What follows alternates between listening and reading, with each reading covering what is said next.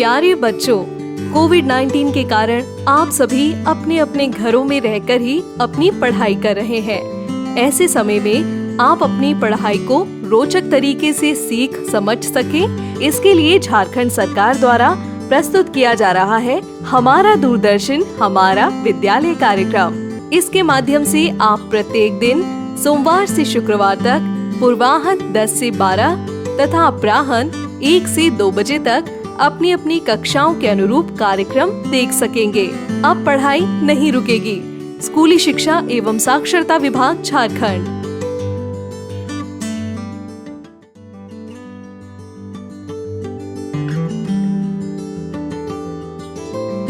जोहार, JCERT की digital शाला में आपका स्वागत है। आज के सत्र में हम कक्षा 8 के जीव विज्ञान विषय के पाठ जंतुओं में जनन के बारे में जानेंगे। नमस्कार। हम अपने आसपास बहुत से जीव जंतुओं को देखते हैं। वे जन्म लेते हैं, बढ़ते हैं और अंततः उनकी मृत्यु हो जाती है।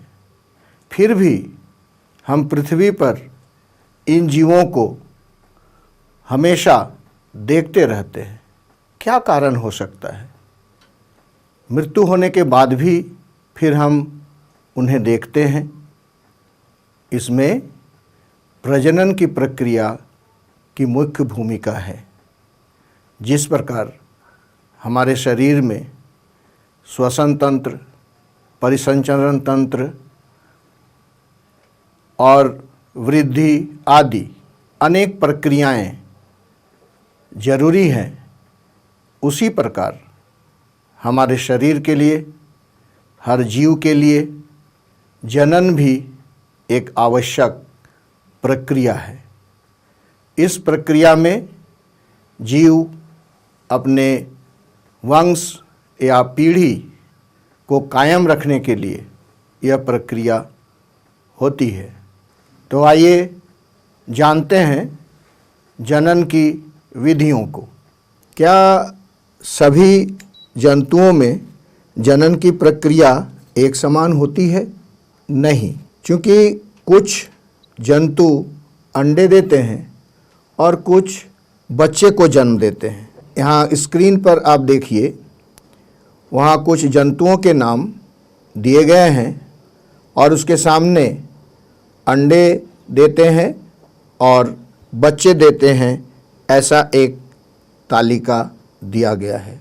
इस तालिका में आप देखें और बताएं कि मनुष्य अंडे देते हैं या बच्चे देते हैं। इसी तरह से तितली अंडे देते हैं या बच्चे देते हैं। बिल्ली ये अंडे देती है या बच्चा देती है।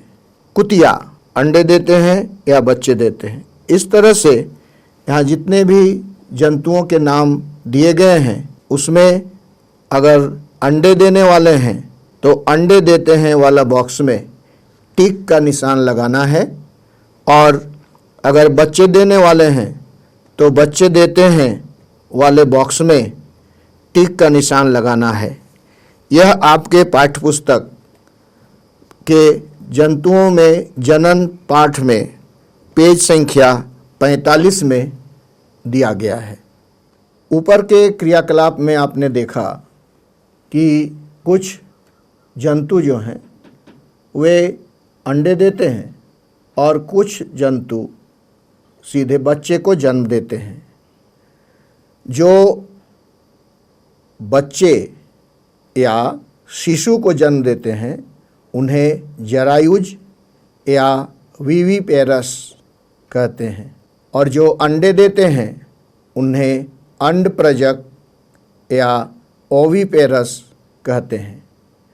तो अब हमारे पास इससे पहले जो सूची है वो अब इस सूची में हम लोग वर्गीकृत करेंगे कि कौन जरायुज है, अर्थात कौन शिशु को जन्म देते हैं, और कौन अंडप्रजक है जो अंडे देते हैं।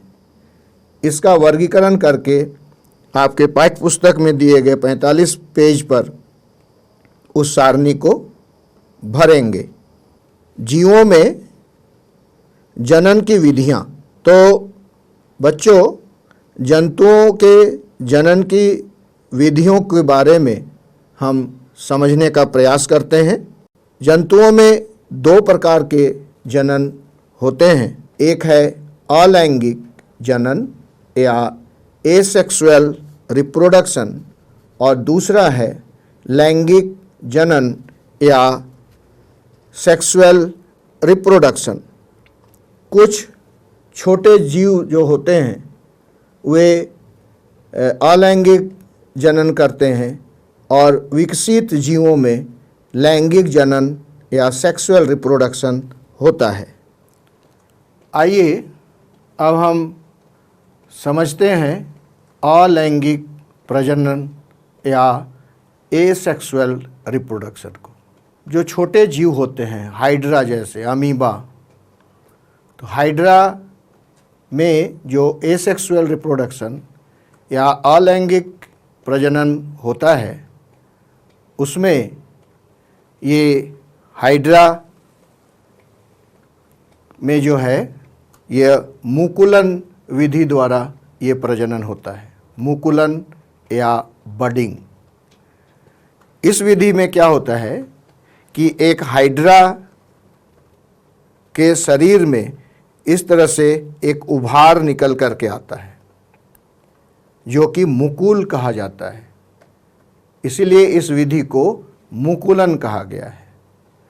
और कुछ दिनों के अंतराल में उस मुकुल पर कुछ इस तरह से अंगुली नुमा प्रवर्धन निकलते हैं, जिसको इस तरह से ये स्पर्शक या टेंटिकल्स कहा जाता है। और ये अंगुली नुमा जो ये प्रवर्धन है ये धीरे धीरे बढ़ करके इस तरह से हो जाता है जो कि पूर्ण स्पर्शक के रूप में या टेंटिकल्स के रूप में विकसित हो जाता है और फिर यह अपने मातृ शरीर से अलग हो जाता है और इस तरह एक नया जीव, नया हाइड्रा की उत्पत्ति हो जाती है। इस तरह से इस मुकुलन की प्रक्रिया में हाइड्रा में इस तरह की प्रक्रिया होती है। और भी जीव हैं जिसमें मुकुलन की प्रक्रिया द्वारा जनन होता है, जैसे ईस्ट है, ईस्ट में भी मुकुलन द्वारा यह प्रक्रिया होती है। आइए अलैंगिक जनन या एसेक्सुअल रिप्रोडक्शन को हम लोग और अधिक समझते हैं। इसके लिए अमीबा का उदाहरण लेते हैं। अमीबा, जैसा कि आप जानते हैं कि यह एक कोशिकीय जीव है और अत्यंत सूक्ष्म जीव है। इस अमीबा में द्विखंडन, बाइनरी फिजन, द्विखंडन विधि द्वारा इसमें जनन होता है।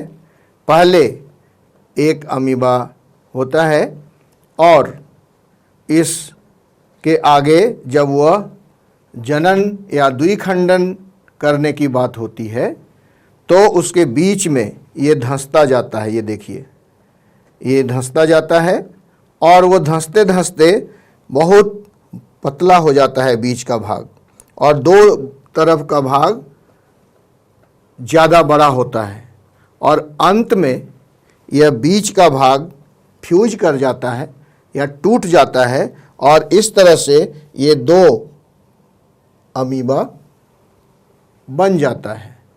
इस प्रकार हम लोग अमीबा में देखते हैं कि अलैंगिक प्रजनन द्विखंडन द्वारा होता है। द्विखंडन विभाजन या बाइनरी फिजन इस विधि को कहते हैं।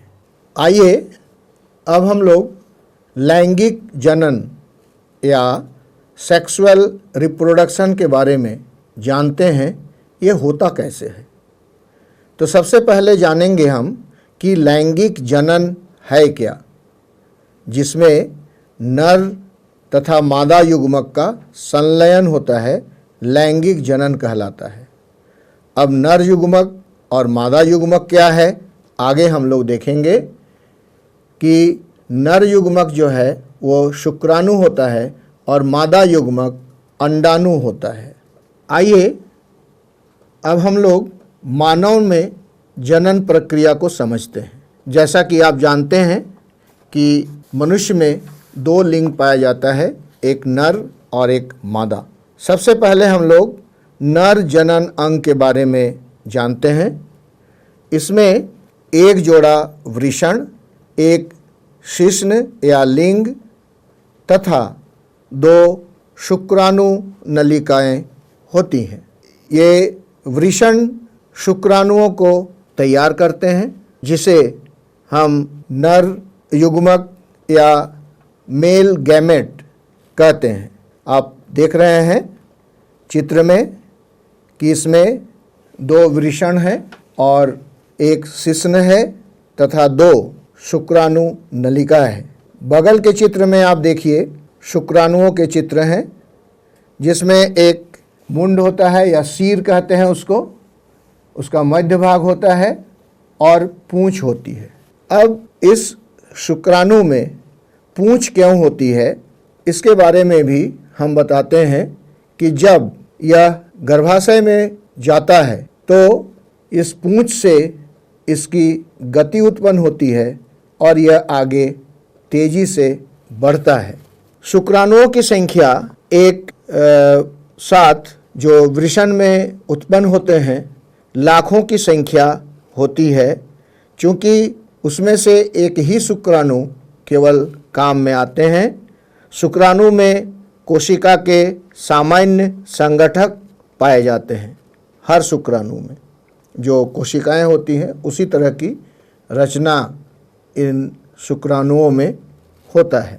मादा जनन अंग में एक जोड़ा अंडाशय आप चित्र में देख रहे होंगे, दाएं और बाएं दो भुजाएं निकली हुई हैं, तो वे दोनों अंडाशय कहलाती हैं। और अंडवाहिनी, जिसमें कि अंडाशय से जो अंड होती हैं उसको गर्भाशय तक पहुंचाते हैं।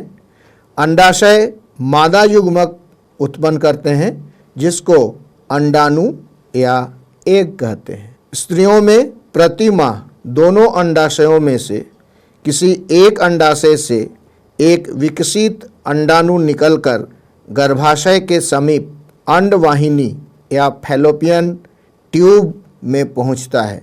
आप देख रहे हैं चित्र में, ये गर्भाशय बीच का चौड़ा भाग और दोनों ओर अंडाशय और जो नलिका जैसी रचना है जो गर्भाशय और अंडाशय को जोड़ती है उसको अंडवाहिनी कहा जाता है।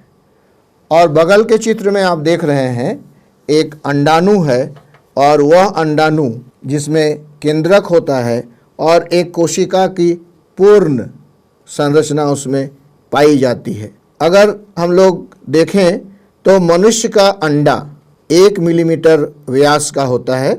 1 मिलीमीटर आप समझ रहे हैं, 1 सेंटीमीटर का 10वां भाग, जबकि शुतुरमुर्ग का अंडा सबसे बड़ा होता है और इसलिए पृथ्वी का सबसे बड़ा सेल या कोशिका शुतुरमुर्ग का अंडा ही होता है। हम लोगों ने देखा नर जनन अंग और मादा जनन अंग, मेल रिप्रोडक्टिव ऑर्गन और फीमेल रिप्रोडक्टिव ऑर्गन। अब हम लोग देखेंगे निषेचन। जब अंडाणु और शुक्राणु का संलयन होता है तो निषेचन कहलाता है। ये आखिर निषेचन है क्या और अधिक हम लोग जानते हैं।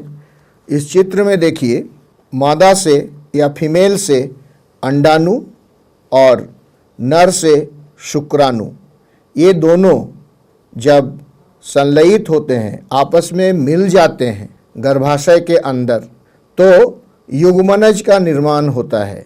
तो जब युग्मनज का निर्माण होता है तो हम लोग कहते हैं कि निषेचन या फर्टिलाइजेशन की क्रिया पूरी हुई और युग्मनज आगे चल करके भ्रूण का निर्माण करते हैं, जिसमें पूरे शरीर का लक्षण दिखाई पड़ता है।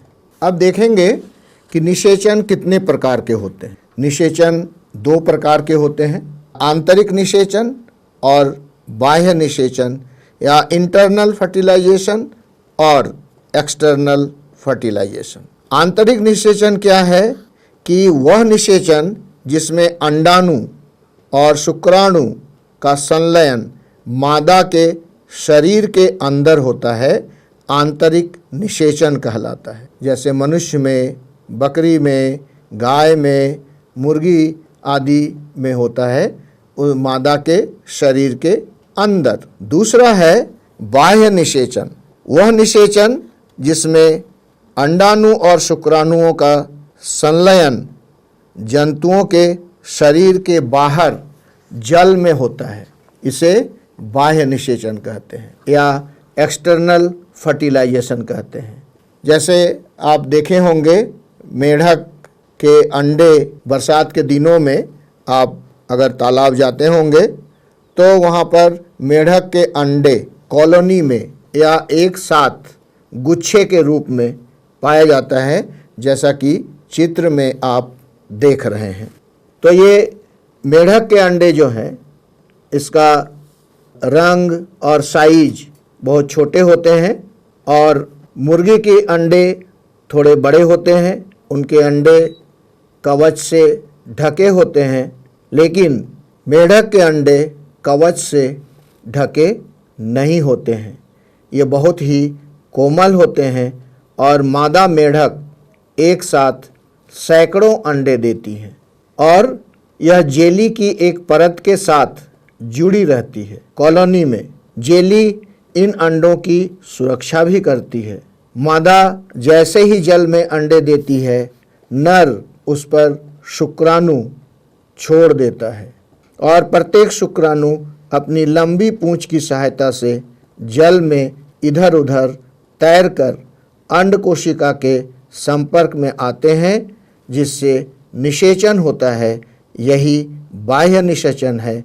मछली, स्टारफिश या अन्य कई जलीय जंतुओं में इस तरह का जनन या निषेचन होता है। हम लोग अभी देखें कि शुक्राणु और अंडाणु दोनों का जब संलयन होता है तो युग्मनज का निर्माण होता है और इस युग्मनज से भ्रूण का निर्माण होता है। शुक्राणु यानी स्पर्म, अंडाणु यानी ओवम, ये दोनों जब आपस में संलयित हो जाते हैं तो युग्मनज या जाइगोट बनता है। शुक्राणु को नर युग्मक और अंडाणु को मादा युग्मक भी कहते हैं। अर्थात नर युग्मक और मादा युग्मक जब आपस में संलयित होते हैं, संलयित का मतलब होता है मिलना, वे जब आपस में मिलते हैं मादा के शरीर के अंदर, तो युग्मनज का निर्माण होता है या गैमेट का निर्माण होता है। और यह गैमेट या युग्मनज कुछ दिनों के बाद भ्रूण में परिवर्धित हो जाता है। अब देखते हैं कि भ्रूण का परिवर्धन कहाँ और कैसे होता है। जैसा कि आपको पता है कि निषेचन की क्रिया गर्भाशय में हुआ तो स्वाभाविक है कि यह भ्रूण गर्भाशय में ही होता है। और आप देखिए चित्र में, गर्भ में भ्रूण जो है वह विकसित भ्रूण है, इसी को गर्भाशय कहा जाता है। गर्भाशय में भ्रूण निरंतर विकसित होता है और धीरे धीरे इसमें विभिन्न शारीरिक अंग, जो हाथ है, पैर है, सिर है, आँखें हैं इत्यादि उभर करके आते हैं या विकसित होते हैं।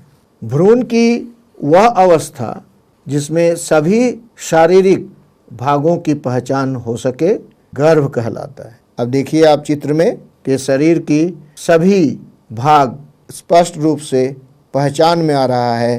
सिर, कान, नाक, हाथ, पैर, शरीर, इस तरह से इसको गर्भ कहा जाता है। इस प्रकार जब गर्भ का विकास पूर्ण हो जाता है तो नवजात शिशु का जन्म होता है। आइए हम लोग जानते हैं मुर्गियों में निषेचन एवं भ्रूण का परिवर्धन कैसे होता है। मुर्गी में निषेचन के बाद युग्मनज लगातार विभाजित होता है और अंडवाहिनी में नीचे की ओर बढ़ता रहता है। इसके नीचे बढ़ने के साथ साथ इस पर सुरक्षित परत चढ़ती जाती है। जब कवच कठोर बन जाता है तो मुर्गी इस अंडे को अपने शरीर से बाहर निकाल देती है। मुर्गी के अंडे को चूजा बनने में लगभग 3 सप्ताह का समय लगता है। आपने मुर्गी को अंडे के ऊपर बैठे देखा होगा। इसी अवधि में अंडे में चूजे का पूर्ण विकास होता है। जब अंडे देती है तो आप देखे होंगे किसी अंडे को फोड़ करके उसके अंदर एक पीला भाग होता है और कुछ सफ़ेद भाग होता है। पीला भाग को यॉक और सफ़ेद भाग को सेल सैप या कोशिका द्रव कहा जाता है।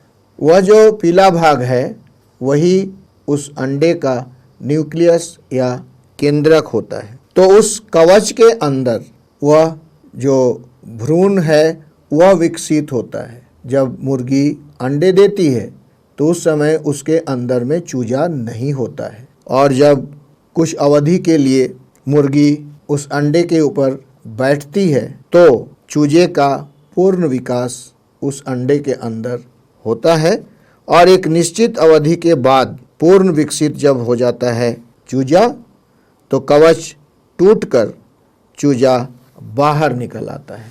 मुर्गी के अंडे पर बैठने से उस अंडे को एक निश्चित ताप, उसको विकसित होने के लिए जो ऊष्मा की आवश्यकता होती है वह ऊष्मा मुर्गी के शरीर से अंडे को प्राप्त हो जाता है। इसको कहते क्या हैं? तो इसको सेना या हैचिंग कहते हैं। यहाँ देख रहे हैं कायांतरण। ये कायांतरण क्या है? तो ये जो अंतर देख रहे हैं एक मेढक का चित्र है और उसके बाद अंडे, टैडपॉल और बाद का टैडपॉल और उसके बाद वयस्क मेढक दिख रहा है। तो ये इसके कायांतरण के या मेढक के जीवन चक्र का ये 4 स्टेज है, 4 चरण है। तो सबसे पहले जब मेढक वयस्क हो जाता है तो यह अंडे देते हैं। आप अपने आसपास के वृक्षों के पत्तों पर कीट के अंडे, बच्चे, इल्ली इत्यादि को ध्यान से देखा होगा। जैसे रेशम के जो कीट होते हैं वे सहतूत के पत्तियों पर अंडे देते हैं। आपने घर के आसपास जलाशय में मेंढक के अंडे से वयस्क बनने की विभिन्न अवस्थाओं को देखने का प्रयास कीजिए। आप कभी तालाब में अगर गए होंगे बरसात के दिनों में तो वहाँ देखेंगे तालाब के किनारे जहाँ पानी कम रहता है वहाँ पर पूंछ वाली एक जीव हिलता डुलता है, तैरता रहता है। यह देखने में मछली जैसा दिखती है लेकिन वास्तव में यह मेढक का टैडपोल होता है, आरंभी टैडपोल, जिसमें पूंछ होती है और फिर वह विकसित होकर के आगे और बढ़ जाता है, वृद्धि होती है उसमें और तब उसको बाद का टैडपोल और उसके बाद वह धीरे धीरे एक वयस्क मेढक बन जाता है। इसी घटना को कायांतरण कहते हैं, क्योंकि एक अंडे से आरंभी टैडपोल और बाद का टैडपोल बनना और उसके बाद वयस्क मेढक का बनना ये कायांतरण कहलाता है। लेकिन मनुष्यों में जो विकास होता है कि जो शिशु अवस्था और उसके बाद वयस्क अवस्था में आता है तो उसके आकार आकृति में परिवर्तन तो होता है लेकिन शारीरिक संरचना में कोई अंतर नहीं आता है। नाक रहता है, आँख रहते हैं, सिर या हेड, हाथ, पैर, अंगुली, नाखून इत्यादि पूरे शरीर के विभिन्न भाग वही रहते हैं, उसी प्रकार के रहते हैं जैसा कि शिशु के जन्म के समय में था। तो बच्चों, आज पाठ में हमने सीखा कि जनन वह प्रक्रिया है जो जीवों में पीढ़ी दर पीढ़ी निरंतरता बनाए रखने में सहायता करते हैं। तो बच्चों, आज हमने जंतुओं में जनन और जनन की विधियाँ, जनन की प्रक्रिया, कायांतरण आदि अनेक विषय वस्तुओं के बारे में जाना। तो आज इतना ही। Thank you. इस प्रसारण से संबंधित सुझाव, अपने प्रश्न इत्यादि आप हमें jcertrg@gmail.com तथा टोल फ्री नंबर 1800 5728 585 पर संपर्क कर सकते हैं।